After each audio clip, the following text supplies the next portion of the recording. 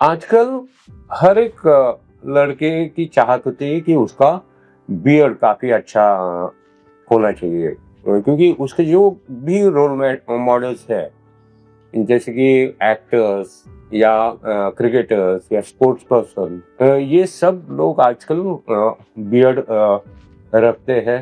Even पहले जैसे clean shave होना एक प्रोफेशनल के लिए बहुत जरूरी था। अभी वो लोग भी बियर्ड ग्रो कर रहे हैं और उसके पर्सनैलिटी का एक भाग बन जाता है वो। और क्या है कि ये बियर्ड का स्ट्रक्चर एक जेनेटिक स्ट्रक्चर है। हर किसी को डेंस बियर्ड होती है ऐसा नहीं है।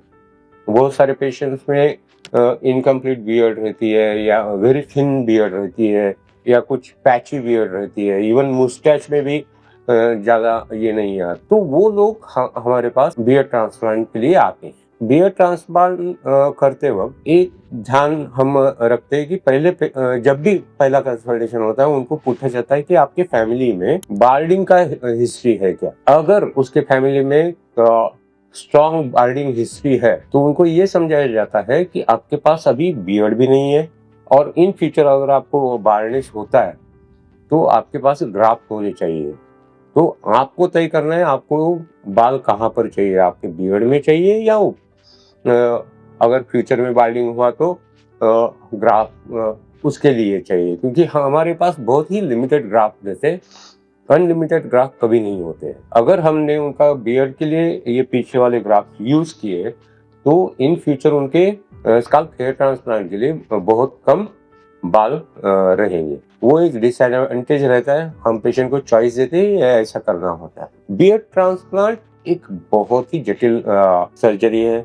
इसमें हमको आपके फेस पर इंजरीज करनी होती है जहां पर हम ग्राफ्ट डालने होते हैं। और बियर्ड में क्या होता है कि हेयर ऐसा स्किन को लग के आना चाहिए। ऐसा 90 डिग्री में बाहर आएगा तो वो फिर बहुत गलत दिखता है।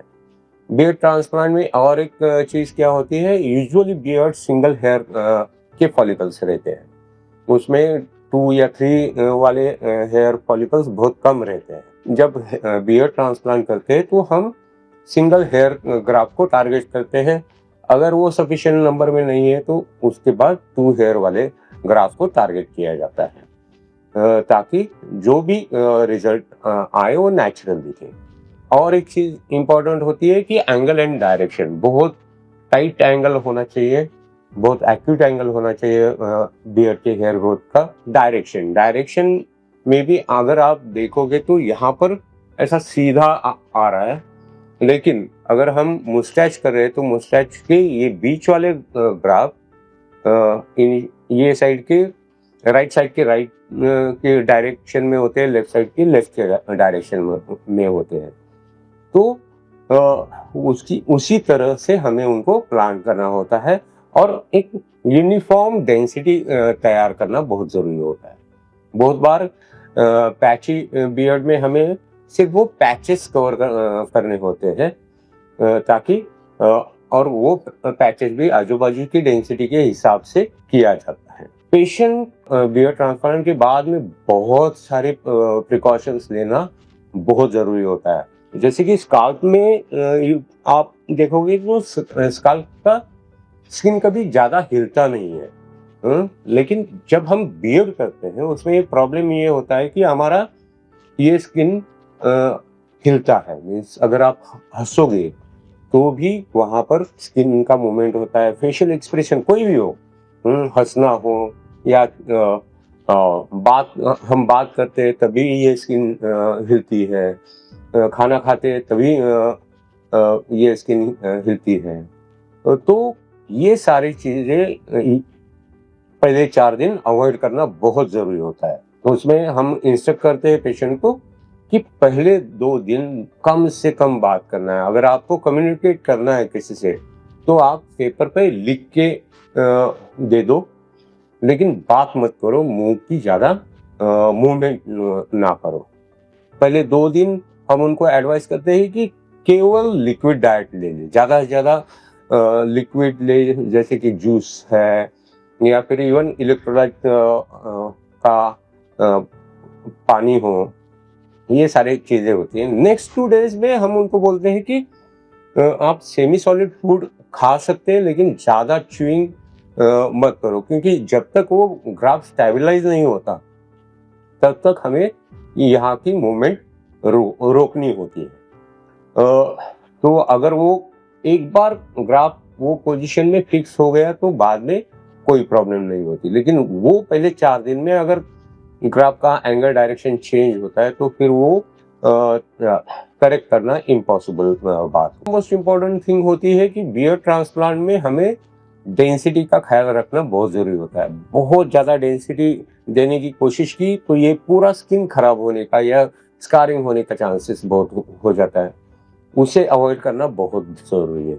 तो बियर्ड ट्रांसप्लांट में अगर आपको बहुत सारी डेंसिटी चाहिए तो वो स्टेजेस में करना पड़ता है, क्योंकि एक ही बार में ज़्यादा डेंसिटी से स्किन खराब हो सकता है। तो अगर ज़्यादा डेंसिटी चाहिए तो आपको सेकंड या थर्ड सेटिंग भी करना पड़ सकता है। इसमें सबसे इम्पोर्टेंट है कि मीन्स ये सारी चीज़ें पेशेंट को सर्जरी के पहले हम एक्सप्लेन करते हैं, ताकि बाद में उनका डिसअपॉइंटमेंट ना हो। तो अच्छे से नहीं होता है तो बहुत सारे प्रॉब्लम पेशेंट को फेस करने पड़ सकते हैं, जैसे कि अगर बियर्ड हेयर का एंगल बहुत बड़ा है, मीन्स 90 डिग्री या ज़्यादा है, तो वो बहुत ही अननेचुरल दिखता है। फिर डायरेक्शन सराउंडिंग बियर्ड हेयर जैसा ही होना चाहिए, नहीं तो एक बाल इधर जाएगा, एक बाल इधर जा रहा है, वो भी नेचुरल रिजल्ट नहीं देता है। थर्ड थिंग, अगर पेशेंट पोस्ट सर्जरी बहुत सारा मूवमेंट होता है, जैसे कि फेशियल एक्सप्रेशन है, च्यूइंग है, या फिर उसको अगर फिजिकल ट्रॉमा होता है, तो वहाँ पर बियर्ड का हेयर का एंगल डायरेक्शन चेंज हो सकता है। ना सिर्फ angle direction, because of excessive movement कभी कभी ग्राफ उसका जो पोजीशन है वो बाहर आ जाता है। तो उसमें क्या होता है कि जब हीलिंग होता है तो बाहर आया ग्राफ के कारण ग्राफ के नीचे ऐसा एक टेंट जैसा स्किन दिखता है, उसको हम टेंटिंग बोलते हैं। या फिर वो बहुत अंदर गया तो भी प्रॉब्लम आता है, क्योंकि वो फिर ग्राफ के नीचे एक ऐसा थोड़ा खड्डा जैसा दिखता है, उसको हम पिटिंग बोलते हैं।